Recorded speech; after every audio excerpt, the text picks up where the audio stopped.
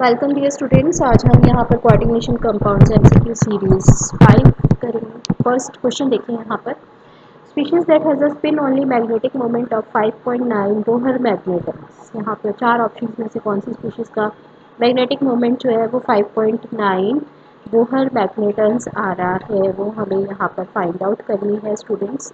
ठीक है, तो यहाँ पर जो शॉर्ट फॉर्म ली हुई है स्टूडेंट्स, उसमें हमारे पास में टी डी टेट्राहेड्रल रिप्रेजेंट कर रहा है। और चार ऑप्शंस देखो यहाँ पर। फर्स्ट ऑप्शन में निकल का हमने यहाँ पर टेट्रासाइनाइड कॉम्प्लेक्स लिया है। स्क्वायर प्लेनर जो है इसका ज्योमेट्री है। सेकंड ऑप्शन के अंदर क्लोराइड का कॉम्प्लेक्स है।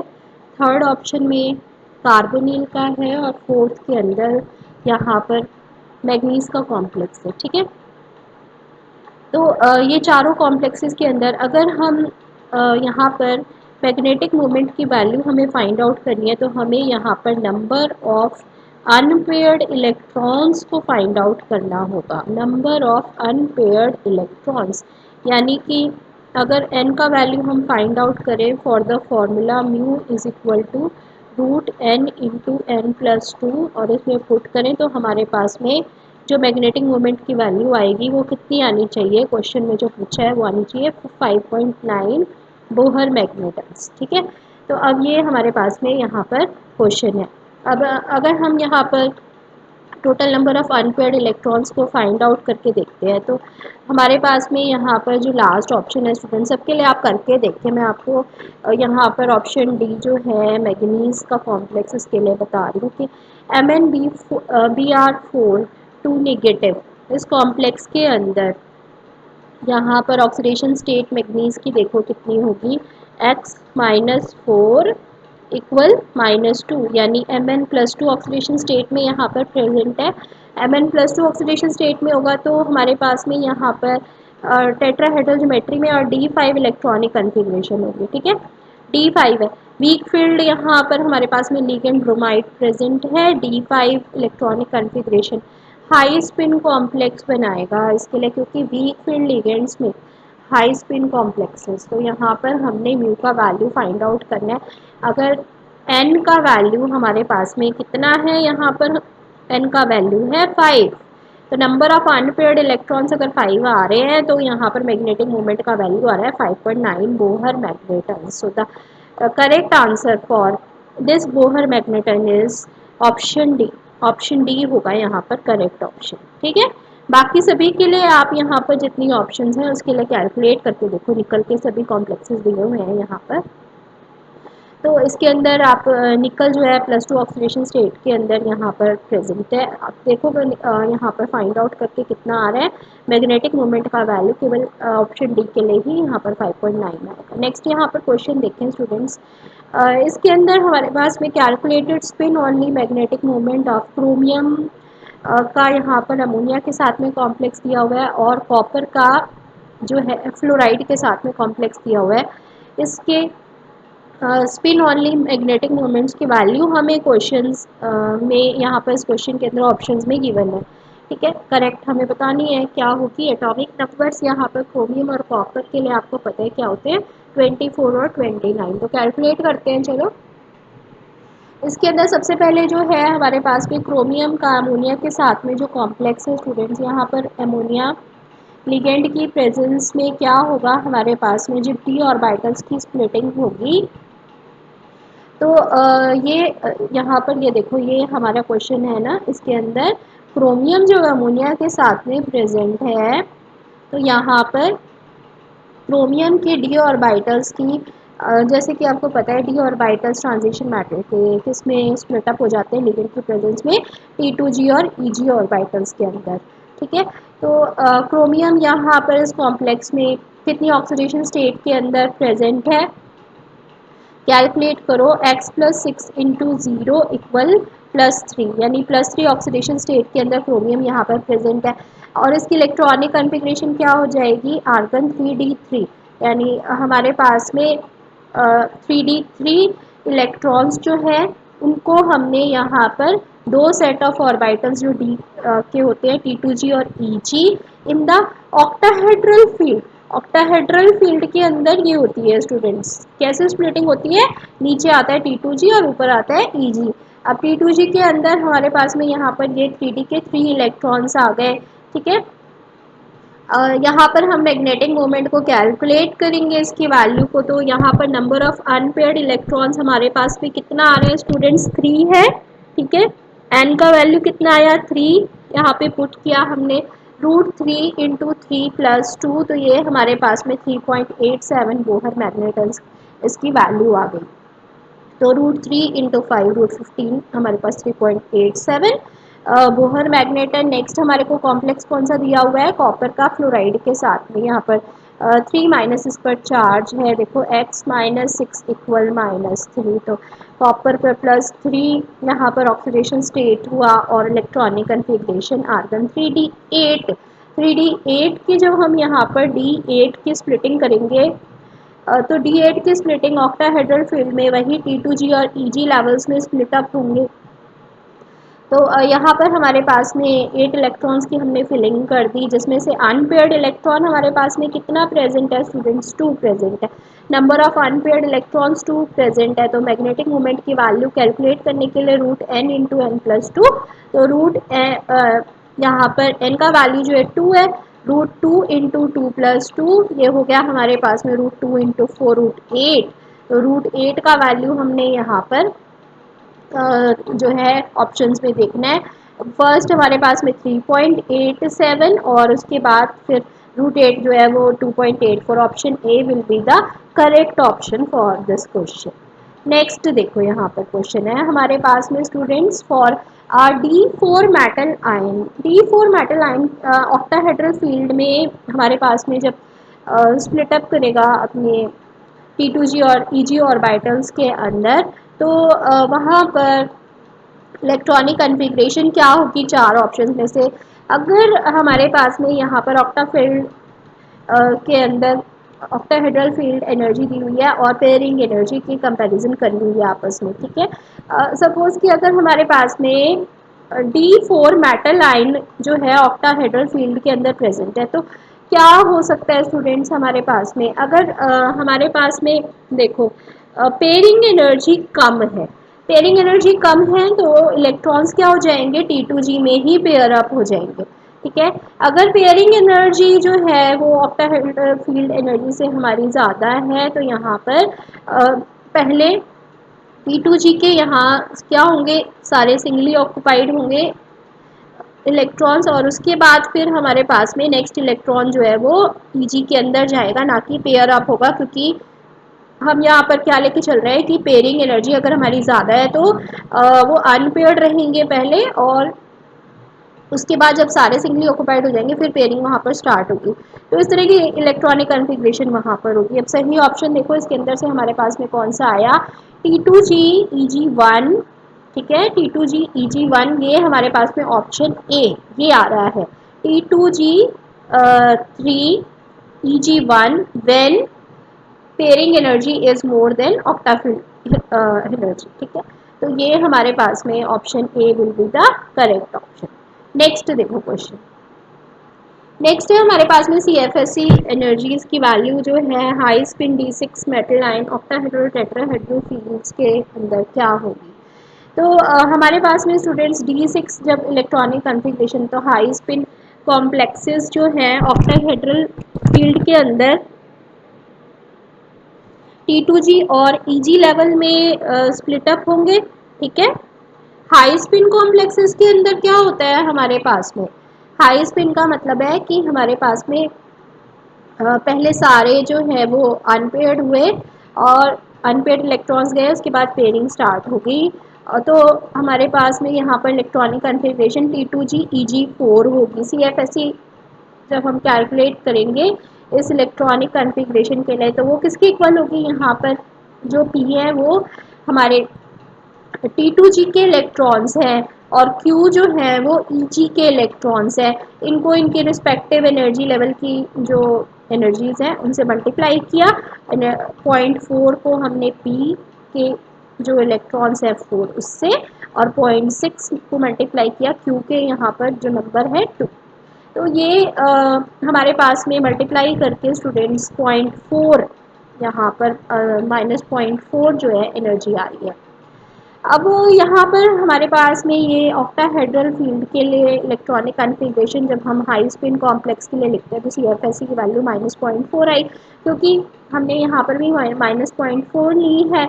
ठीक है, -0.4 हमारे पास में यहाँ पर एनर्जी आएगी। लेकिन अगर हम इसको टेट्राहेड्रल फील्ड के अंदर देखें तो वहाँ पर डी ऑर्बिटल की स्प्लिटिंग कैसे होती है, यहाँ पर E और पहले E आएगा उसके बाद T2 आएगा। ठीक है, E के अंदर हमारे पास में यहाँ पर टोटल हमने यहाँ पर 6 इलेक्ट्रॉन्स की फिलिंग करनी है।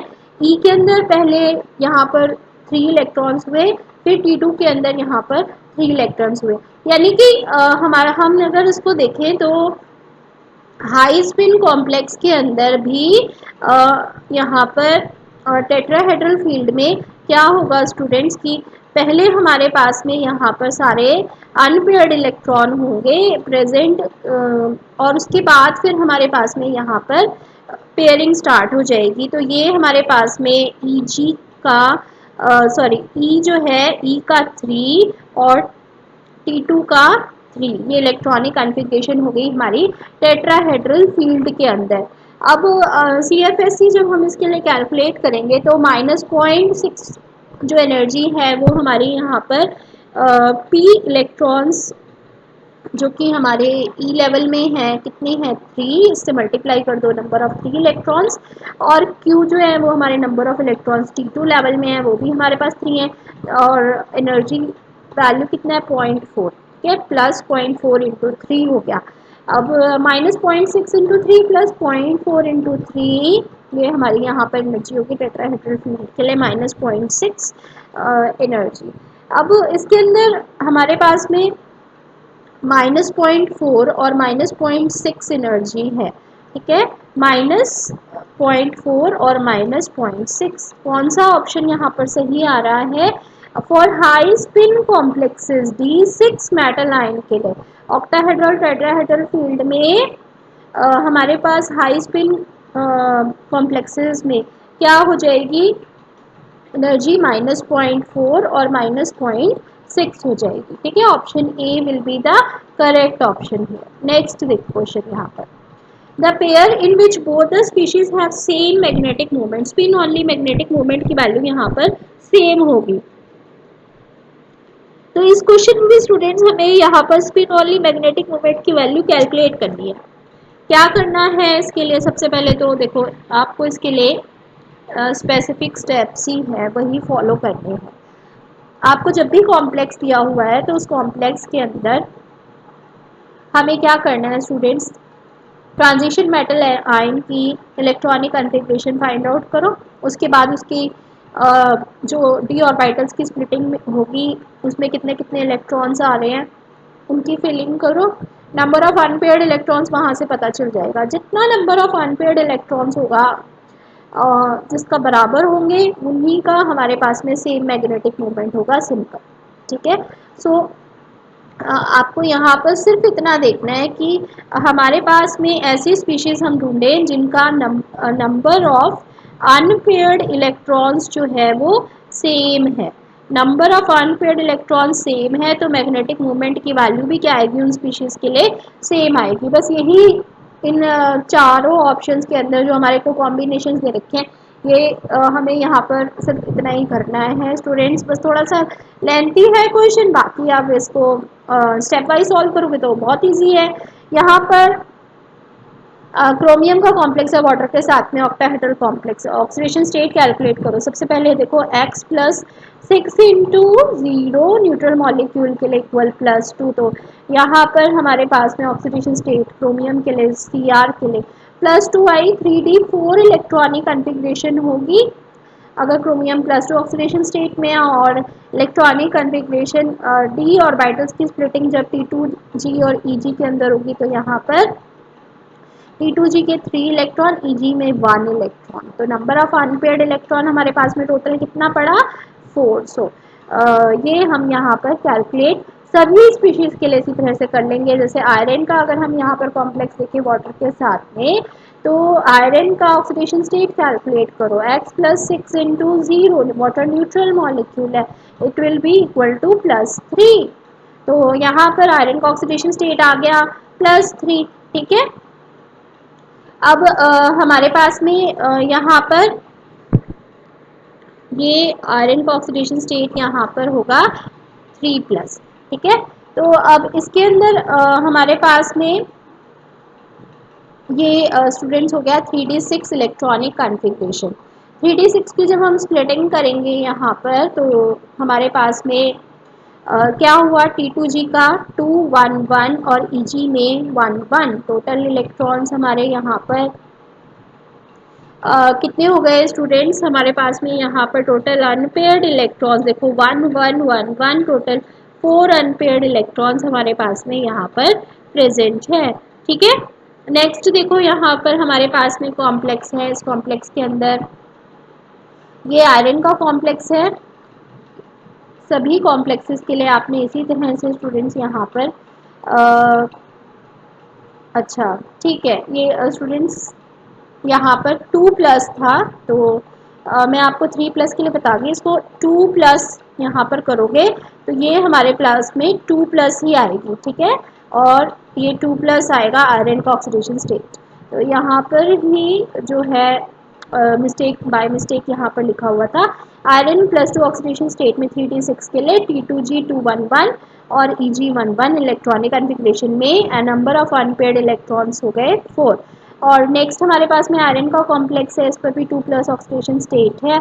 ये हमारे पास में यहाँ पर आयरन +2 ऑक्सीडेशन स्टेट में 3d6 T2G 211 Eg11 और नंबर ऑफ अनपेयर्ड इलेक्ट्रॉन्स 4।